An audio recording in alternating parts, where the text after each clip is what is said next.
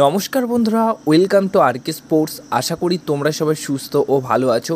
তো আজকের এই ভিডিওতে কোচকে নিয়ে কিন্তু বড়সড় আপডেট শেয়ার করা রয়েছে। টাইটেল এবং থাম্বনেল দেখে আশা করি তোমরা বুঝতে পেরেছো যে কী বিষয় নিয়ে আজকের এই ভিডিওতে আপডেট শেয়ার করব।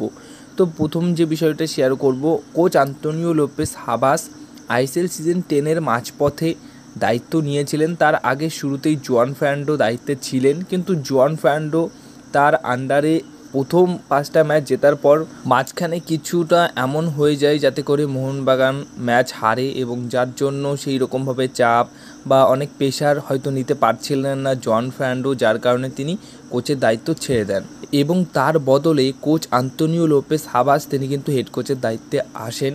কারণ তিনি টেকনিক্যাল ডাইরেক্টরের দায়িত্বে ছিলেন, কিন্তু সেখান থেকে তাকে নিয়ে আসা হয় হেড কোচের দায়িত্বে। তারপর তার আন্ডারে ভালো পারফরমেন্স করে আইএসএল ফাইনাল খেলে, যেখানে রানার্স আপ হয় এবং তার আগে আইএসএল লিগ শিল্ড জেতে।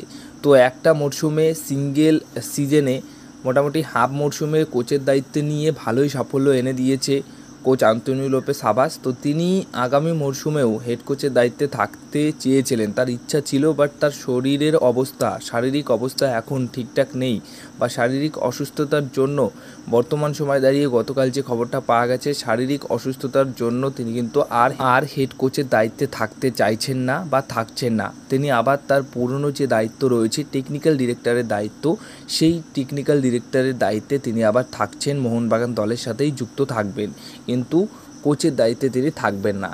এবার নতুন কোচকে নিয়ে যে আপডেটটা রয়েছে, প্রথমত নতুন কোচ পুরোপুরি চূড়ান্ত হয়ে গেছে, শুধুমাত্র সই স্বাক্ষর বাকি রয়েছে।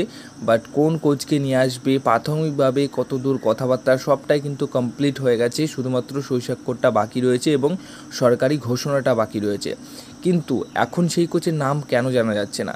তো মোহনবাগানের কিছু ফর্মালিটি রয়েছে, যার কারণেই এই নতুন কোচের নাম কিন্তু জানা যাচ্ছে না। হ্যাঁ, নতুন প্লেয়ারের নামও জানা যাচ্ছে না এবং নতুন কোচের নামও জানা যাচ্ছে না, একটাই কারণে যে কিছু মোটামুটি ফর্মালিটি থাকে, সেগুলো মানতে হয়। তার আগেই যদি কোচের নাম বলে দেওয়া হয়, অনেক প্রবলেমও হয়।